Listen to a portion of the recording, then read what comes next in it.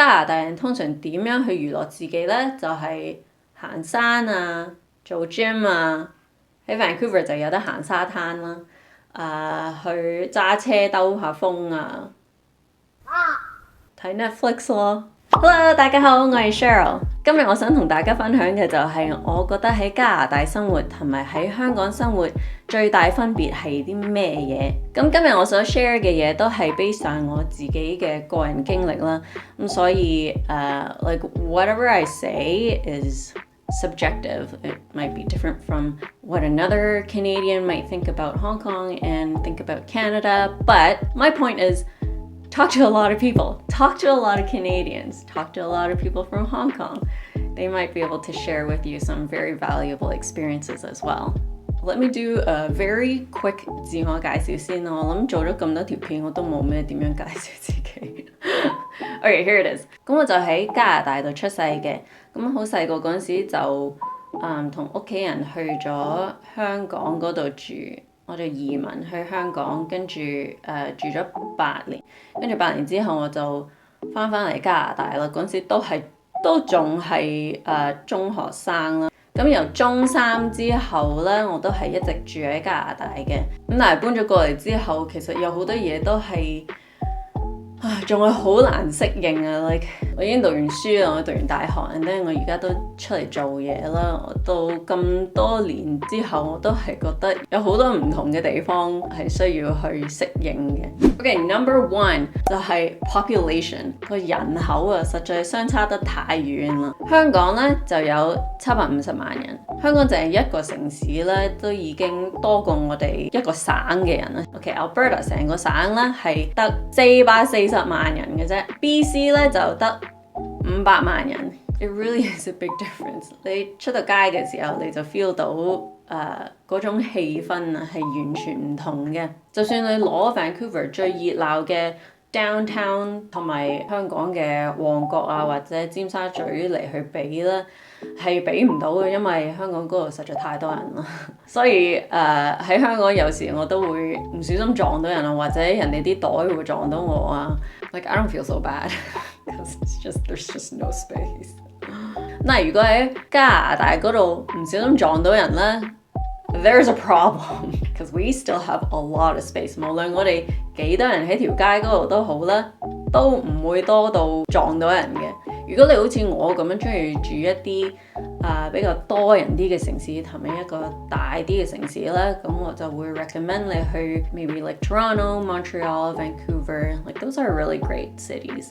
如果你中意比較一啲靜啲嘅城市咧，我會 recommend 好似 Victoria 啊，或者 Edmonton 啊、Calgary 啊嗰啲城市，其實都幾好啊。It's like 退休生活 ，it's pretty good。Okay, before I move on to 下一個 point 啦，如果你中意呢個 video 同埋覺得佢有用嘅話咧，就記得 like、share 同埋 subscribe 同我嘅 channel for free， 同埋記得撳埋個鐘仔。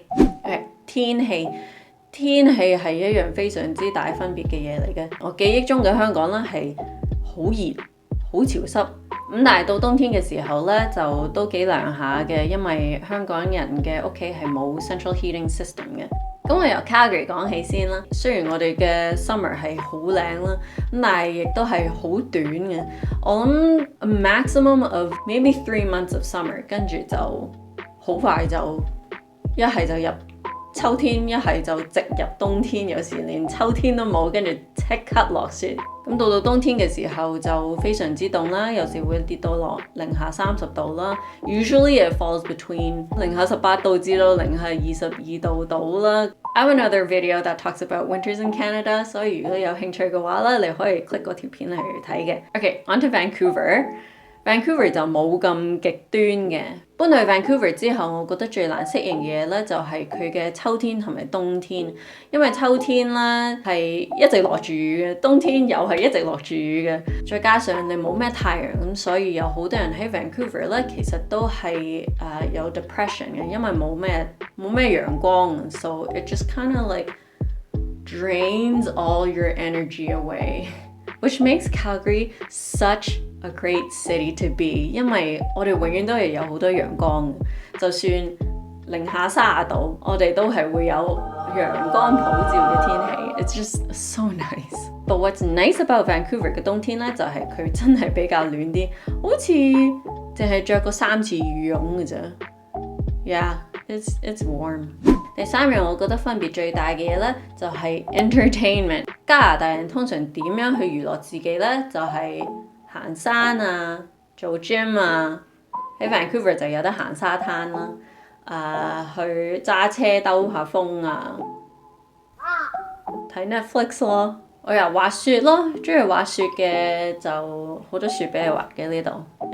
比加拿大嘅 entertainment 嚟講，香港嘅 entertainment 真係多好多，又有好多餐廳啊 ，shopping 啲衫又靚啦，跟住買 anime figure 又多啦。But in Canada, even just for shopping itself, for example, 我哋嘅 shopping mall hours 咧，通常係7點至到9點 PM 啦，就已經閂晒門㗎啦。就算你喺街嗰度見到一啲 boutique 啊，佢哋都會同樣一係就5點半閂門，一係最遲可能6點鐘閂門。咁所以你想喺條街嗰度行耐啲咧，都唔會話行到啲咩咯，因為有好多嘢都係好早閂門。如果你中意 fashion 嘅話，同埋 particularly 係亞洲嘅 fashion，like from Japan or Korea， 你要有心理準備喺呢一度咧係比較難揾到嗰一種 style 嘅。加拿大永遠都係會跟住北美洲嘅潮流，咁所以你嚟到加拿大咧，喺啲 shopping mall 嗰度見到嘅 boutique 咧，永遠都係見到 like a North American style. It's still really pretty, but如果你唔中意呢一個 style 咧，你就可能要好似我咁樣上網買喺韓國嘅衫啊，或者喺日本嘅衫啊。So it's just different. 要有呢個心理準備。Okay, number 4, transportation. 我記得我喺香港住緊嘅時候，一落到街就已經係 7-Eleven， 跟住行5步路就已經有個 shopping mall， 跟住對面就係我間學校。It's just super convenient. 如果你諗住住喺 Calgary 嘅話咧，你就要有呢個心理準備去學揸車啦，因為有好多地方咧，你都係坐唔到車去嘅。就算你要坐車咧，你都可能要轉2-3架車啊，尤其是冬天啊，因為我哋啲巴士唔係成日都好密嚟嘅，我哋啲巴士有時唔出現嘅，咁你喺出面嗰度一直咁樣企住等咧，係會變冰條嘅。And for those reasons, I decided to move to Vancouver because I don't drive. 咁但係就算我 move to Vancouver 都好啦，我都係覺得 Vancouver 嘅交通係冇香港嘅咁發達同埋咁方便嘅。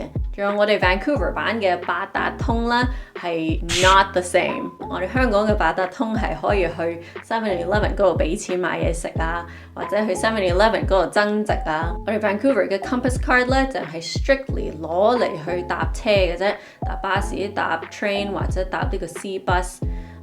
要增值嘅話咧，就要去佢哋部機嗰度增值，或者你可以上網嗰度增值嘅。如果你想用 Compass Card 去買嘢食咧，你係買唔到嘅。People will be like, what are you doing with your Compass Card? 咁喺 Calgary 嘅話咧，你就更加冇呢一樣嘢嘅。No Compass Card, no card. You only have a bus ticket， 或者你用你嘅信用卡去喺嗰部機嗰度俾錢，跟住將嗰張飛咧係 print 出嚟嘅。That's it. Okay, number 5, 生活節奏 pace of life. Okay, when I was living in Hong Kong, I feel like I'm constantly running on a treadmill. There's like no stopping. 即係個生活節奏係非常非常之快，我淨係要行步路我都要快過人。喺小學讀書嘅時候，嗰陣時個節奏又係非常之快啦。返完學之後，你即刻要去補習啦，跟住補完習之後，你又要做功課啊，或者溫定第2日嘅書啊，跟住返工又係非常之大壓力。Like people work 14 to 16 hours on average a day.My parents never came home until like 9 or 10 o'clock when I was a kid. 比起香港嚟講，喺加拿大嘅 overall 生活節奏係慢幾拍嘅。Specifically 講工作嘅話咧，我哋加拿大嘅工作環境係 not much pressure, a lot slower. For example, people work at 8 a.m. 跟住4點半之後咧 on the dot， 佢哋會即刻閂機跟住返屋企啦。Not to mention， 如果你想請假嘅話，你唔使好似喺香港咁要俾足1年嘅 advance notice 俾佢。喺加拿大通常3個月到你就可以俾通知佢話你想請假，因為加拿大人係非常之注重呢個 work-life balance and mental health。OK， 講到喺學校或者讀書嘅節奏嘅話咧，又係非常之慢嘅。In my opinion， 我覺得加拿大學生讀書嘅時候係比較輕鬆啲嘅，個壓力冇咁大嘅，因為我哋唔會話要 rank 你今年要考幾多名啊，佢哋冇呢啲嘢嘅。I don't think they really care honestly。即係你好少見到一個加拿大嘅小學生返完學之後要即刻去補習班，或者即刻要去 take extra lessons to be better than the other kids。反而你會見到啲細蚊仔嘅家長係 encourage 佢哋去take an art class， 去學游水啊，同啲其他細蚊仔一齊去玩啊。They're not really at home studying as much as a Hong Kong student would. For myself， 我記得我讀書最大壓力嘅時候就係我要考入大學嗰一年啦， so grade 12係最大壓力嘅。跟住入到大學壓力梗係大㗎啦 ，you just want to do well， you want to find a good job。咁但係就算喺嗰幾年裡面我係好 stressful， 我都係覺得唔會及得上一個香港嘅學生或者大學生讀書咁辛苦同埋咁大壓力嘅。佢哋真係日日浸喺度讀緊本書，但係我咧就可能一個星期裡面讀4日書，跟住其他嗰幾日係出去玩嘅，出去輕鬆嘅 ，so it's not the same。再加上我哋加拿大嘅 culture 就係你讀唔到大學 ，that's fine， 你讀個 diploma 啦，或者攞個 certificate 啦，或者完全唔使讀，你直接去做嘢 ，that's fine too。Like no one's gonna judge you， 因為喺加拿大人嘅眼中，你讀唔讀到書或者你做咩工咧，係 it doesn't make you a better person。Like everybody's really equal and people don't really judge you by what you do，and that's what I love about Canada。好啦，今日條片就嚟到呢一度啦。中意呢條片嘅話，就記得 like、share 同埋免費訂閱我嘅 channel。仲有唔記得撳埋個鐘仔。Again， 如果你有關於一啲加拿大嘅問題，或者有一啲 certain topics 你想我去特別去 cover 嘅話咧，就請你喺下面嗰度留言話俾我知啦。I will see you in the next video. Bye!